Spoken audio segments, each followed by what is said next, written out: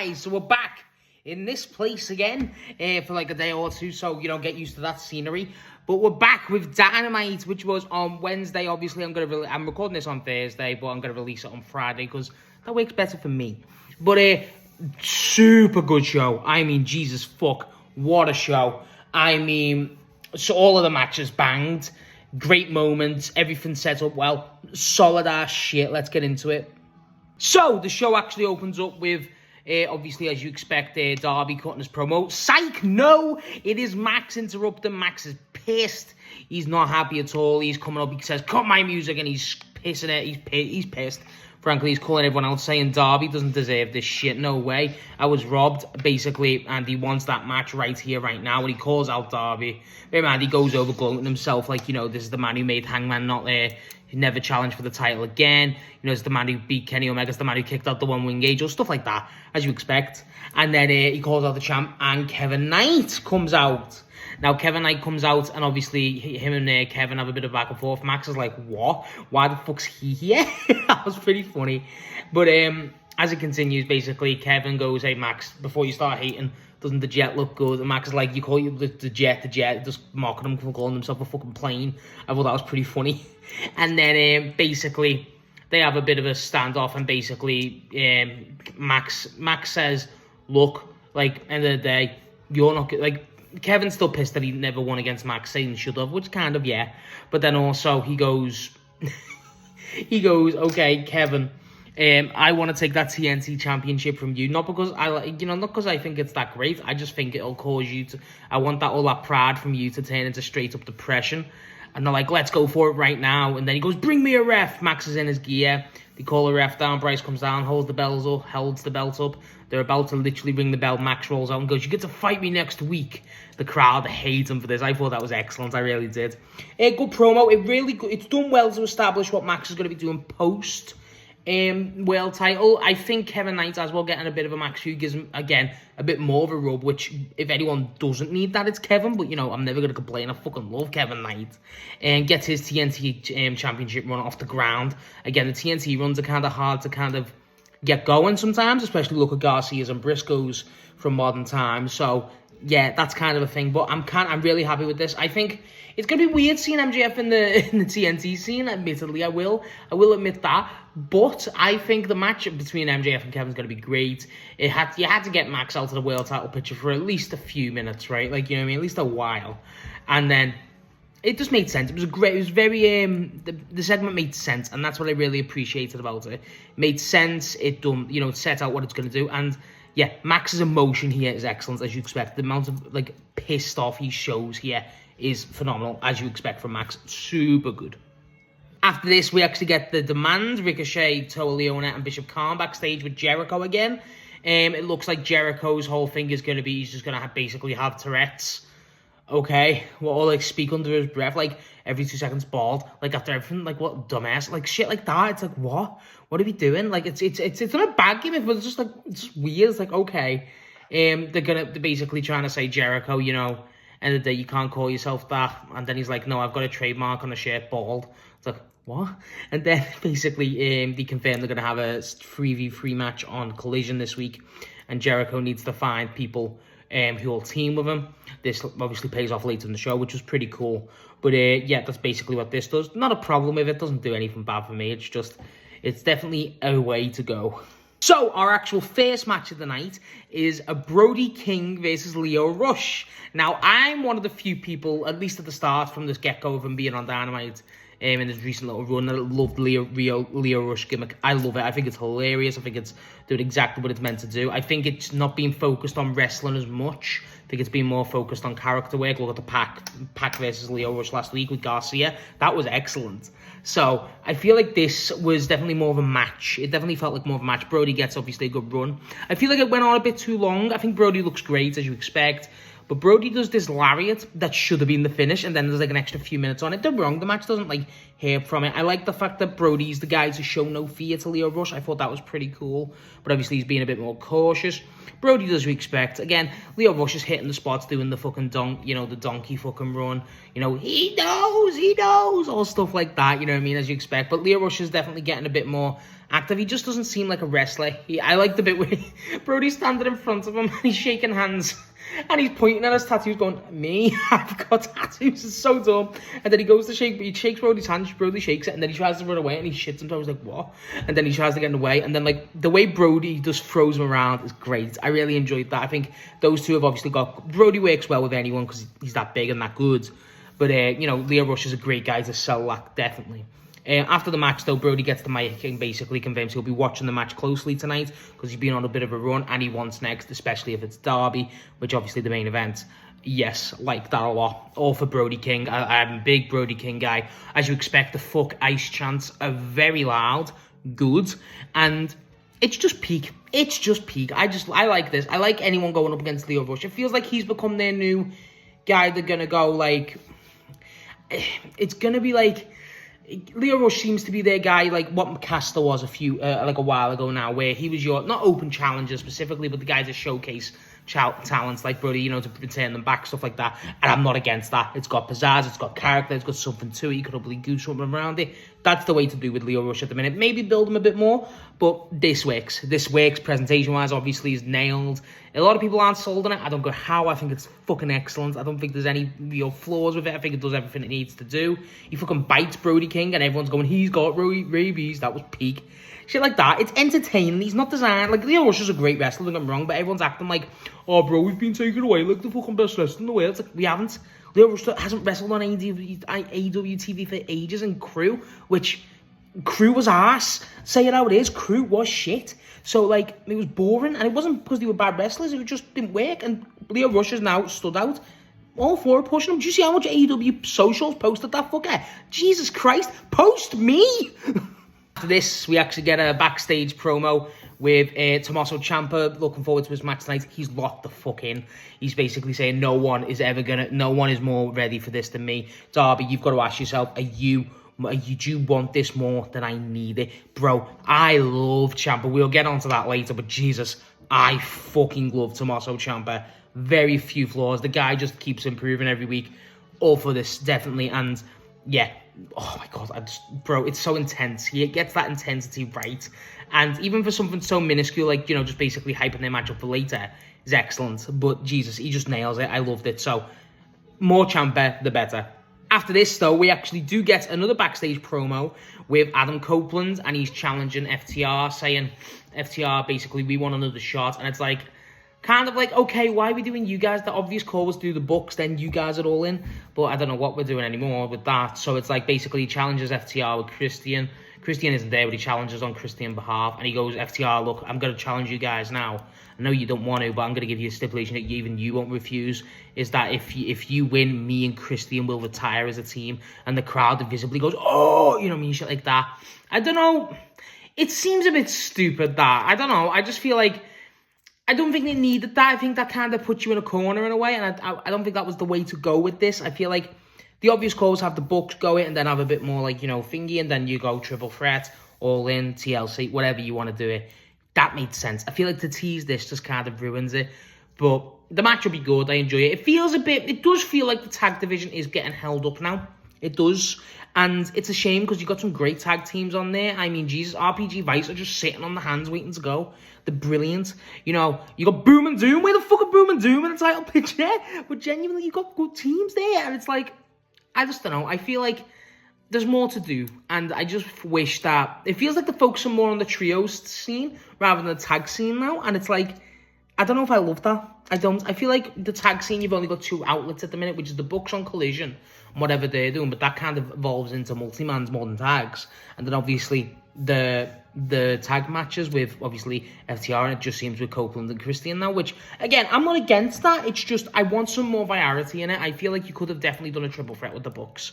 I feel like that's the match to make, FTR, Bucks, and Copeland Christian. It's iconic. It's very, you know, it's a big fucking deal. Let's have it right. It's three of the best tag teams of all time. Bucks and FTR have got magic chemistry. We all know that. Obviously, Copeland Christian, iconic. You know, it makes sense.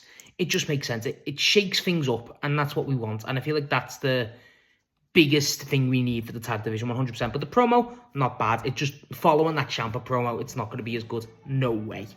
So, after this, though, we actually get our women's match of the night, which is Hikaru Shida with Chris Statlander versus Mina Shirakawa after what happened on Collision, where they called, basically Mina called Shida out.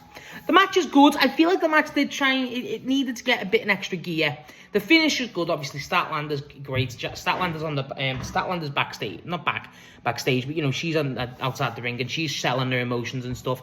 I feel like they could have conveyed a bit more complexity with Stat, and they don't. I feel like they're very much just like Stat's just with Shida now, and there's no complexity, even though there was at the start. So I feel like that's kind of been dropped. Shida's brilliant. I mean, so's Mina, don't get me wrong, but Shida's comeback has been excellent. Been really good to see. The woman's just getting going with it. She's a character work. The way she's portraying this character of being like this heel who's clearly got some shit going on, but she's just like not ahead of it, but you know what I mean? It's really fucking good. I really am being impressed with what Shida's been doing. Mina, obviously, it's not a fast match. I feel like with this match, it's obviously, even in the pre-match promo they did, it's like, who's gonna it's a Joshi match. They're trying to advertise this as a Joshi match in the card, and it's like, it isn't a Joshi match. It's not a Joshi match, at least for me. There's a guy I follow, Joshi Wrestling. I'll put him up now. He's brilliant, by the way. Follow him. He's great. I like that guy a lot. He knows a lot of Joshi. I don't, but it just didn't seem like a true Joshi match. It didn't feel like it had the speed and agility of a Joshi match, but that's not a complaint. It's just more of a statement. Yeah, as an actual match, it was fine. I mean, Shida and Mina are two of the best wrestlers you've got on the roster. It's very hard to fuck up that. The finish was great. I do like the finish where, basically Mina and Shida basically get fucked over, essentially. Shida gets, Mina's about to attack, Shida gets broken up or whatever, and then Mina's pissed. Because Shida was about to go for the kendo stick, and then Mina catches her out and grabs the kendo stick, goes, what are you doing? And Shida's like, no. And Mina goes up to hit it, the ref's like, no, and then Statlander grabs it from outside the ring and drags it down. Mina's like, what are you doing? And Statlander's like, no, don't do it. And like, they could have put more focus on that. I feel like that's where they fucked up. They should have said, okay, Statlander should be like a bit more conflicted, being like, no, Mina, don't do it like this. Try and portray a bit more of a camaraderie with Mina, because at the end of the day, there was a bit of a friendship there. Obviously, blood and guts team and stuff like that. But they didn't. It feels like Shida's, and then after the match, obviously, Shida gets the win after that. And then basically, Statlander, Shida's like, you saved me, and Statlander's just like, what? And then they hug, and it's like, I don't get what this is now. I feel like I feel like we've skipped a step. I feel like we've skipped a bit of the story here when we haven't. So it's like, okay, you know what I mean? I feel like with Shida and Stat, it should have been a bit more of like a Statlander needs to kind of find, she needs to kind of give herself the reason why she should. And she, she's a bit more trepidatious. But then the reason why she needs to be by winners, because obviously Shida and her are post-world champions. Stuff like that. And I don't think they really paid that off yet. Obviously, there's still time. But I feel like we've just skipped a step. The match with Mina, I feel like Mina's obviously going to be on a bigger thing. We don't know what's going to happen with her. She's probably still in the investigation with Tony. They talk about the tag teams being held up. Jesus, the women's scene is being shallow. You need people. At this point. Tony and Mercedes are feeling absent now. I feel like you are feeling the absence. Not that bear in mind, I'm not going to sit here and say Tekla and Willow aren't great as champions. Tekla is one of my favourite people in the entire company, and Willow's great. It's just, you look at it now, no bullshit, we're trying to make Camille seem like a big return. The fuck gives a shit about Camille? Let's have it right. And then the Demands and Minion are just doing squash matches, which I'm all for, but you need to get Megan Bayne and Lana Cross into normal matches now. I mean, at this point, I feel like the one call here is, boom, you need to get the Sisters of Sin and the Triangle Madness broken up. Get Sky Blue in singles, get Julia Hart, whatever she can do now. The other ones is you need to start calling up people from Ring of Honor. I think you've got Zayda Steele's there. They clearly see a lot of time in Zayda Steele. Obviously, Billy Starks. Yuka, why the fuck Yuka isn't on AEW more is beyond me. Persephone, obviously, that's from CMLL. And the big ones, obviously, Billy Starks and mainly Athena. Where the fuck is Athena? I feel like this is the time you could have brought Athena in. It would have made sense. And I know your trepidation with the Ring of Honor thing, but the more you build it, the harder it's going to become. You need to bite the bullet. I understand you want to build it up, to have this worthy moment for whoever it is, probably Billy Starks to take over. But Jesus, is now not enough, you know what I mean? And I feel bad for Athena, not because she's bad. Athena's great. It's just the time was there against Tony. That was the time, and I feel like I've talked about this before with Athena. She just needed to jump ship at this point. Not jump ship, but get to the main roster and be in the title scene, because the woman's great, and especially now, which, again, I'm not saying take that belt off Tekla. Do not take that belt off Tekla. And you've got Jamie Hayter and people like that, but it just feels like they're not really giving the ball to anyone. And don't get me wrong, AEW's got an issue with their women's wrestling anyway. I'll be the first one to say that. But Jesus, I just hope to God we kind of refresh this women's scene. But the match here was good. Shida's a nice shake-up. Mina being involved too. I just feel like we just need a bit more. I hope we just need more women on the cards. I feel like, pay-per-views lack from the women, but even Dynamite having one a week. I feel like you could maybe have two. Not a problem with that, but either way, this match was good. That's the main thing. Back onto topic. This match was good. So, after this, actually, we got our next match, which is Will Ospreay versus Mark Davis, with Don Callis, obviously, on commentary. He was fucking dumbass Kyle Fletcher band in memoriam. I like this. I like this match a lot. Mark Davis is just TV run of the fucking decade. I mean, Jesus Christ, the guy's on fire. This is probably the best Ospreay's looked since returning. He looks a good mix of what he was trying to be. He's got that speed back. He's coming back. He's getting that back to speed. And not that he's been bad in the other matches. Him and Pac was obviously excellent. Him and Moxley was great. Stuff like that. I just feel like Davis was a great guy to showcase him, because it's such a difference in speed, such a difference in style, and it kind of benefits Ospreay in that sense. I feel like the presentation, obviously the venom between the two of them, like there was a real aggression in this match, which I really enjoyed. A real good aggression too. And I feel like what really benefited this match in the long run was actually, it's going to sound weird, was the selling of the Ospreay neck stuff, right, is something that I'm kind of not big on. I'm not. I feel like Ospreay's neck being sold as much as it is kind of, it's worrying, because it is such an issue, and we'll talk about the fucking big neck move in a minute, because Jesus Christ. But man, I'm used to it with Brian. I am. But like, Ospreay takes a lot of neck bumps, and like they even put it over on commentary here. It's like the guy doesn't know how to not go 100%. That's kind of Ospreay's issue. And as a fan watching it, I love Will Ospreay. Will Ospreay is one of the best wrestlers ever, not just in the world, ever. He is. And it's just, I feel like with Ospreay, if you're gonna try and like amend this style to at least a degree, we need to kind of make sure it looks not safer, but just have a bit more. I don't like them relying on this neck stuff. I feel like it's a bit weird, and like I just don't like it. I just don't, and I'm not one of those guys like squeamish about it. No, I don't give a fuck. It's just a bit distracted. It feels like every bump he takes, you like, okay, there's gonna be an extra 5 minutes here because Doc Samson's gonna run out, and it's like, I'd just rather they just didn't play into it, you know what I mean? But like, I understand if it's an actual issue, it's an actual issue. But the match here was great. I mean, the shit that Mark Davis hits him with is phenomenal. I mean, Jesus. The main one is obviously the one at the end where he basically does a pile driver, and it's on the neck, and like right on the fucking neck. And that's where the match gets waved off, and Don's celebrating. Don's hilarious in this match, where like Davis brings up Ospreay with him, and Callis is screaming in his face, "I hate you!" like Kyle Fletcher style. Oh my god, I just think this match, again, Davis shines. Ospreay looks great again, like the hidden blades. I like how the very start, obviously they do like the thing where similar to him versus Moxley, where he hit the hidden blade straight away, and he goes to do that on Davis, and Davis just basically bounces it off him, and it's like, I love that. I think that was an excellent way. I think that doesn't get the appreciation it should, but that's excellent. I really fucking enjoyed that. Obviously Davis, again, it's really Davis heavy with this. I love Davis, but what else can you say about the guy now? It's every week.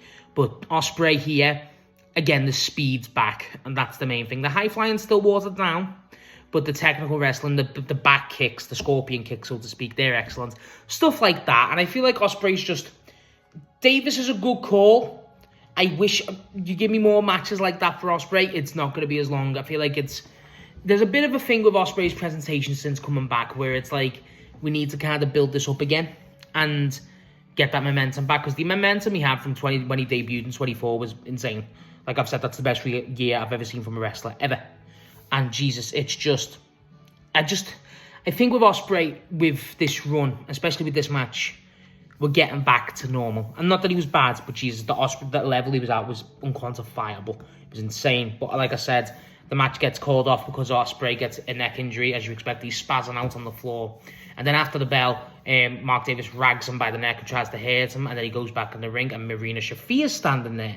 And everyone's like, what the fuck? And then the rest of the Death Riders run out, and Moxley's in the ring, and he stares at staring at Davis. Davis lets him go. And then they fucking just kidnap Ospreay. They just kidnap the fucker. He's just gone. They take him through the stands and they don't say nothing. Everyone's like, what?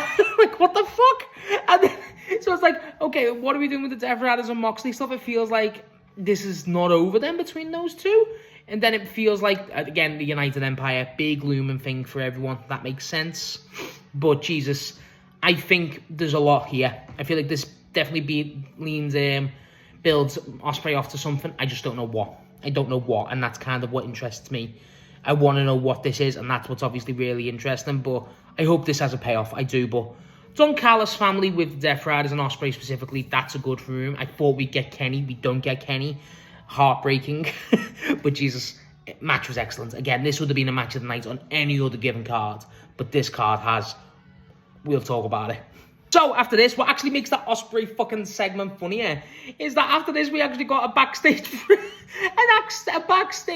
promo with Alex Windsor. They don't even acknowledge what's just happened, and then she's basically saying tough loss, and then Persephone from CMLL comes out, and she's like, yeah, you know, Alex, I want, you know, basically, there's no two people I want to beat up more than Tekla and Sky Blue, people like that. So basically, Alex Windsor and Tekla teaming up in a match. So Jamie must be injured. Heartbreaking yet again. Against Tekla and Sky Blue on Collision. Persephone minutes. Fuck yeah. Persephone is excellent. So good. And then Windsor's great too. Tekla's one of the best in the world. Sky Blue's great. That match on Collision will fuck. But Jesus, I enjoyed that. I enjoyed Persephone just being on TV minutes. Again, give the woman time. After this, we get something for fucking me.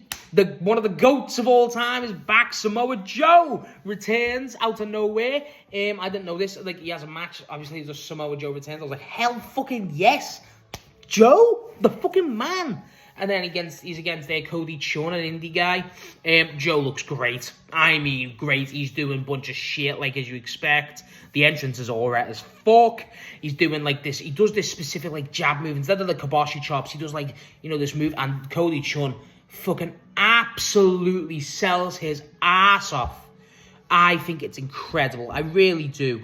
And like and then obviously the note comes out. Joe gets a great fucking finish with the powerbomb sort of thing off the shoulder. Joe wins. Joe's back. Joe's over. Give Joe Darby Allin. I don't give a fuck. Joe is the best. Walks out, sees Hook. The smile goes off my face. Hook's clapping him. I'm like, fuck you, Hook. Where's Shibata?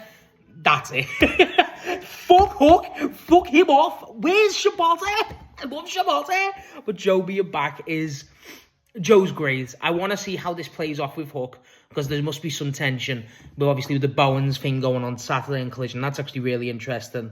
But Jesus, I think Joe being back, again, you can put Joe anywhere on the card and it works. But Joe coming off a world title loss is a big deal, and normally don't play into that. That's the problem with Joe. You kind of do, like, look at when he lost the belt against Swerve. Didn't really give him anything after that. You know, look, it's just kind of been Joe's MO. I just feel like Joe deserves... Joe versus Darby as well. Well, fuck. That would be incredible. I think that's a match to make. But Jesus, I love Samoa Joe. I'm just so glad he's back. I've not spoke about how much I just love Samoa Joe a lot. Samoa Joe's debatably on my top 4 of all time. He is. So, I'm always... Bear in mind as well, Joe hasn't got long left, it seems. So, Jesus, I don't give a fuck. I just revel in the Joe. All-timer. After this, though, we actually get an incredible, and I mean incredible, Darby Allin little hype package summary of his journey to the title. I'm normally on one of these. I'm trying to not cover the hype packages on here enough anymore on the recaps. But Jesus, this is one of the best I've ever seen. If you've not watched it, and for someone who wasn't all for Darby winning the belt, this really gets you going. There's not a guy, he deserves it. He does. Jesus, he deserves it. But Jesus, this video package it's 10 out of 10. Even people I know who don't really like AEW have watched that and went, fair play. You gotta watch it if you've not watched it. It's available on YouTube and the socials. It is excellent. Give it a watch. After this, we actually get a payoff to who Jericho will be teaming up with against the Demand on Collision. And he's in, Renee goes, who are you teaming up with? Because I've just been finished and speaking to them right now. And it's the Hurt Syndicate, Bobby Lashley, Shelton Benjamin, and MVP walk out. And then Jericho's just like, bald. Like, it's like, what? So basically, Jericho's working with the Hurt Syndicate. Yeah. I like that. I like that a lot. I like Jericho, this, novelty. But I also fuck with the Syndicate, especially Shelton. He's good. But after that, we actually get our main event, which is Darby Allin versus Tommaso Ciampa for the AEW Men's World title. Before the match, Max is calling out Darby, and I love that. Before the match, he's going, no, Max, I'm not getting, this basically shuts him down, and Max gets pissed. Then Ciampa comes out, Ciampa and Max have a standoff, and then Ciampa gives Max a peck on the cheek. And then I thought Max would stick around, but he doesn't. So I'm going to be completely frank. I'm not going to talk about this match too much here. I'm going to make a separate match ramble, because to get it out the way, Jesus wept. What a match. One of the matches of the year. Not just TV matches, one of the matches of the year. Tommaso Ciampa being in AEW is one of the greatest things they could have done. It works every single week. It just keeps getting better. Everything's there. Darby, if this is going to be Darby's fucking world title reign of just giving guys like Ciampa, and obviously we'll talk about next, but these type of people, Jesus, I'm all for it. And the match has just got this hard hitting, this quick pace, this desperation, this scrappy feel. Oh my God, it's special. It's a great match, honestly. If you've not watched it, this is the match. This is easily the match of the night. Easily. It's one of the matches of the year, like I say. It's one of the most enjoyable matches I've seen, atmosphere-wise. It just, again, Ciampa just keeps getting better, bro. And this is this is the way to do a Darby title reign. It easily is. Just have people like this just go, fuck it, balls to the wall, hard hitting, let's go fucking nuts. And that's what this match is. It's nuts. It's crazy. It's a pace. I mean, Jesus, the pace of this match is incredible. Just, Ciampa's a demon. He's a fucking demon. Darby sells his ass off, bro. Again, the main spot. Again, I don't want to talk about too much into it. Jesus, I want to do a full match ramble. But Jesus Christ, there's the tailbone spot with Ciampa. The amount of shit Ciampa puts himself through here is insane. Same with Darby, but that's expected. But Jesus, Ciampa's going through a lot. The match is excellent. It really is. Again, I'm going to do a separate match ramble, so keep on the eye out for that. I'll be out in the next few days.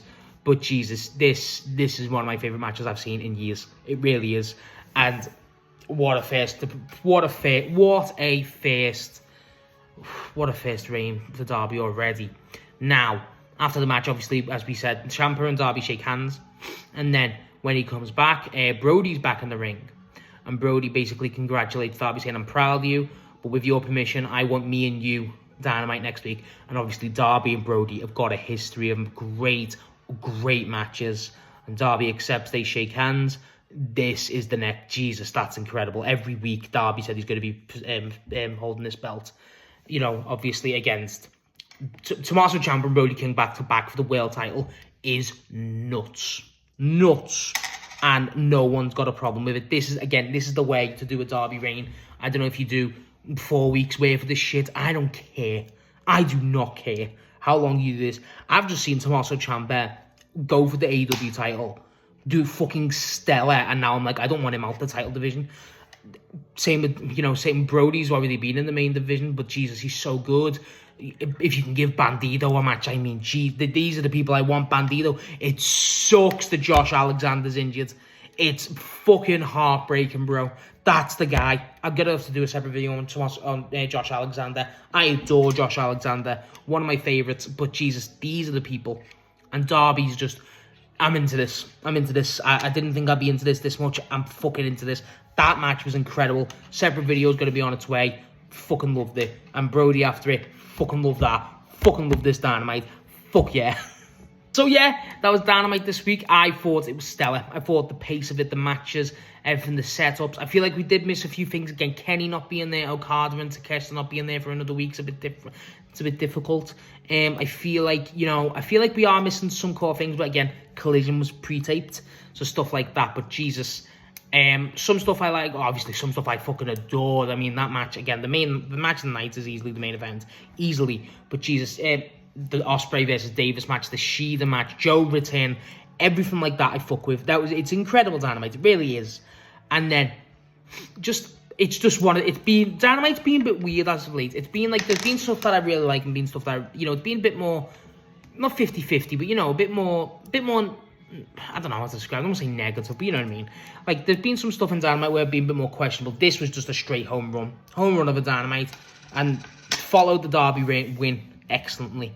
That's what I really thought was excellent. It built up on that really well, and that's what it needed to do, and it delivered very well. Honestly, great Dynamite. And if you've not watched that Ciampa versus Darby match, get on it now. Phenomenal. So yes, that's my thoughts on Dynamite this week. What did you think of the show? What was your thoughts on that match?